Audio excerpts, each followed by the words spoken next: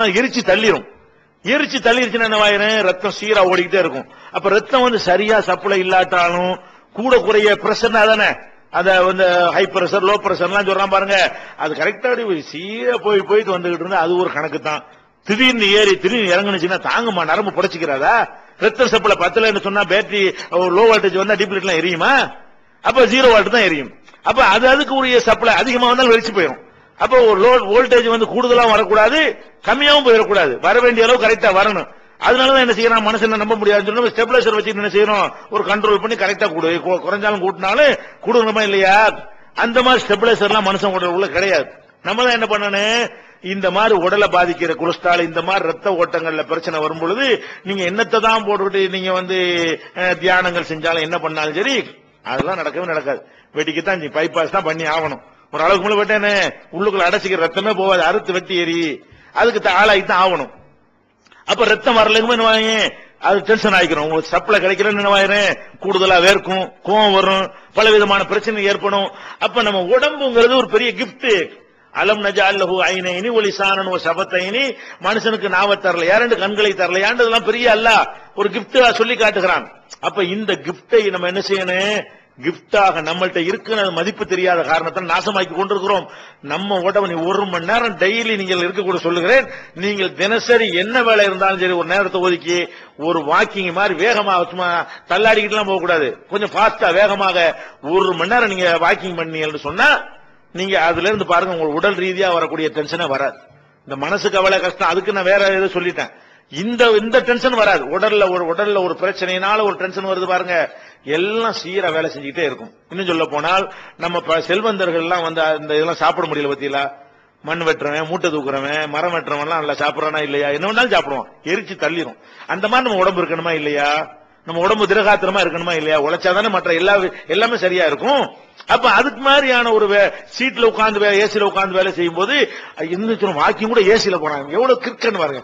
Walking எதுக்கு போகணும், அவன் ஏசில உட்காந்து வாக்கிங் போறாங்க.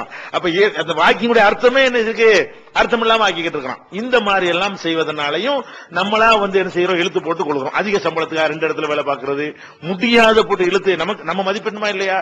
நமக்கு எது முடியும்னு நம்ம மதிப்பிடாட்டி வேற ஒருத்தனை மதிப்பிடுவான். இயலாத ஒன்றை என்ன செய்யக்கூடாது, சுமந்து கொள்ளக்கூடாது.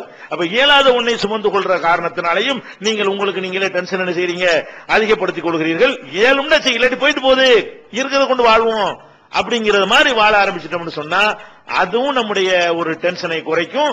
அப்ப ஏழுமானதை நம்ம செய்யணும்.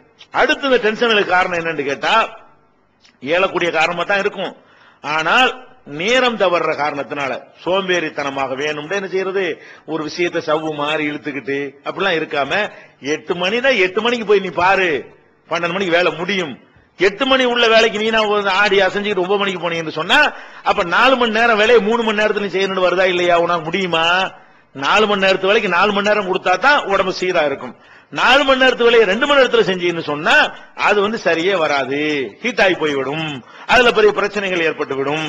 அப்ப நிறைய பேர் இந்த டென்ஷன் ஆகுற காரணம் என்னன்னு கேட்டா, நேரத்துக்கு முக்கியத்துவம் கொடுப்பது இல்லை. உனக்குன்னு ஒரு டியூட்டி டைம் கொடுத்தாங்க, கரெக்டான டயத்துக்கு போ, கரெக்டான டயத்துக்கு வா, அந்த டயத்துக்குள்ள எந்த பாதிப்பும் ஏற்படாமல் என்ன வேலை செய்ய முடியுமோ அந்த மாதிரி வேலையை என்ன செய்யணும், ஏற்றுக்கொள்ள வேண்டும். சில பேர் ராத்திரி பகல காரை ஓட்டிட்டே இருப்பாங்க.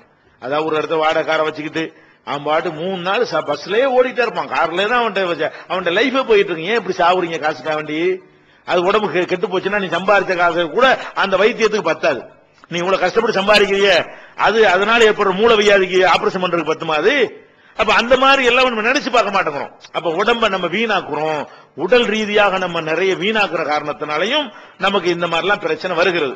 அப்ப இதுகளை நீங்களா கவனித்துக் கொள்ள வேண்டும். நமக்கு என்ன முடியும், உடம்புக்கு இபாதத்துக்காக கூட இப்படி செய்யக்கூடாங்கிறாங்க. ஒருத்தர் ராத்திரி கூட நின்று வணங்குறாரு, பகல் கூட நோன்பு வைக்கிறாரு, ரசூலுல்லாஹ் திட்டுறாங்களா இல்லையா? இன்னலி ஐனிக்கு அலைக்க ஹக்கா, உன் கண்ணுக்கு செய்யற கடமை இருக்கிறது. ஒரு ஜசதிக்கு அலைக்க ஹக்கா, உன் உடம்புக்கு செய்யற கடமை இருக்கிறது. அவரவருக்கு கடமை அவரவருக்கு கொடு. பொண்டாட்டிக்கு செய்யற கடமைன்னு ஒரு கடமை இருக்குது. ஒரு ஜவுஜிக்கு அலைக்க ஹக்கா. அப்ப இதையெல்லாம் புரிந்து கொண்டு என்ன செய்யணும், நடந்து கொள்ள வேண்டும். அடுத்து இதெல்லாம் ஜெனரலா உள்ளதாச்சா, இது எல்லாத்துக்கும் மேல பெரியது. அதாவது நீங்களா தேடிக்கொண்டாலும் சரி, உங்கள் மீது அல்லாஹ்வா திணிச்சதா இருந்தாலும் சரி, இது அனைத்துக்குமே உங்களுக்கு டென்ஷனே போக மாட்டேங்குது, எந்த வகையிலும் போக மாட்டேங்குது வைங்க. அதுக்கு ஒரு பெரிய அற்புதமான ஒரு தீர்வு ஒண்ணு இருக்குது. என்ன தீர்வுன்னு கேட்டா, உங்களுக்கு வந்து எவ்வளவு பெரிய கஷ்டமே இருக்கட்டுமே, ராத்திரில யாருக்கும் தெரியாம எழுந்து ஒரு 2 ரக்காத் தொழுதுபிட்டு கண்ணீர் விட்டு அழுது அந்த சுமையை அப்படி அல்லாட்ட சொல்லுங்க, அல்லாட்ட இறக்கி வைங்க. உங்களுக்கு அந்த காரியம் நிறைவேறது நிறைவேறலையோ, அல்ல நார்னா நிறைவேற்றுவான், நார்லன்னா நிறைவேற்ற மாட்டான். ஆனால் நீங்க என்ன செய்யுங்க, இறக்கி வச்ச உடனே அந்த சுமைகளை எல்லாம் அப்படியே யாரோ வாங்கிட்டு போன மாதிரி இருக்கும்.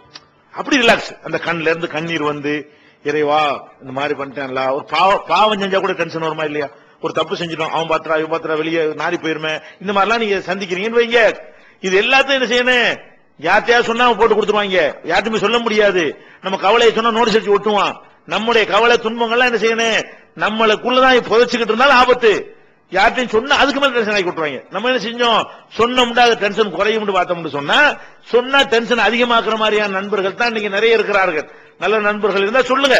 ஆனா நமக்கு தெரிஞ்ச அப்படி மனுஷனை நம்புறதை விட படைச்சவனை நம்பிட்டு போயிடலாம். அப்ப நமக்கு எவ்வளவு பெரிய கஷ்டங்கள் துன்பங்கள் வந்தாலும் என்ன செய்யுங்கன்னு கேட்டா, யாரும் பார்த்தா உங்களுக்கு ஈடுபாடா கேட்க இயலாது, லைட் எல்லாம் அமர்த்தி போட்டு அப்படியே இருக்குது. அதாவது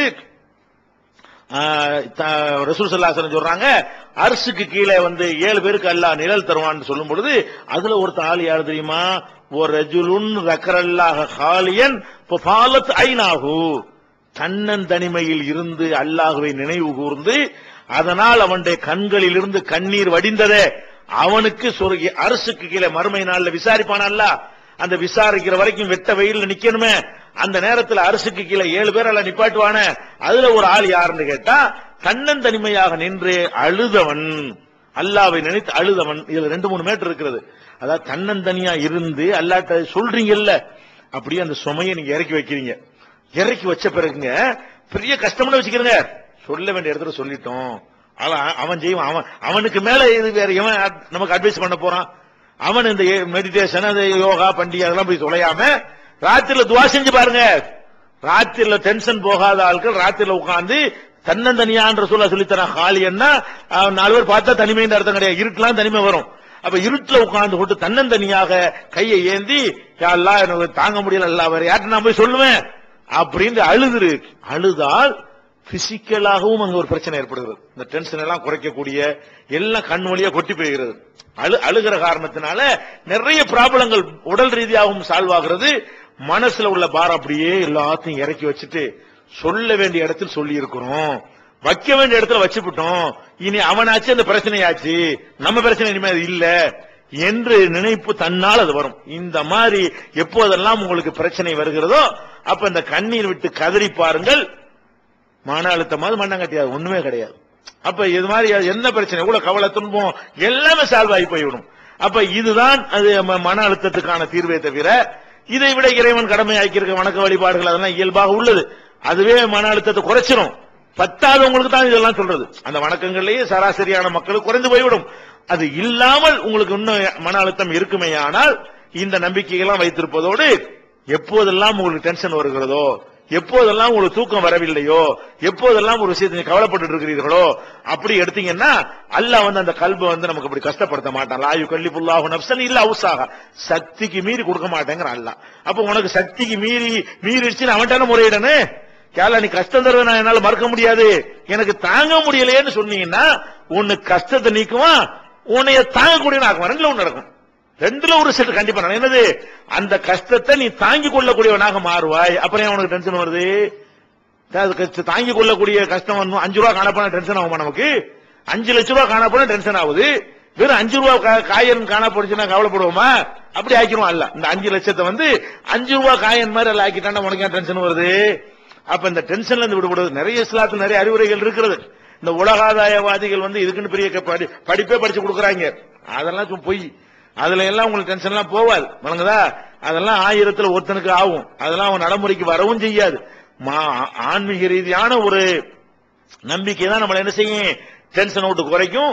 இறுதியாக நான் சொன்ன இந்த ஒரு விஷயத்தை மட்டும் உங்களுடைய வாழ்க்கையில நீங்க கடைப்பிடிச்சு இந்த டென்ஷன் இருந்து விடுபட்ட நன்மக்களாக உங்களையும் என்னையும் அல்லாஹ் ரப்பல் ஆலமீன் ஆக்கி அருள் புரிவானாக. வாஹிர் தாவானா அல்ஹம்துலில்லாஹி ரப்பில் ஆலமீன். அஸ்ஸலாமு அலைக்கும்.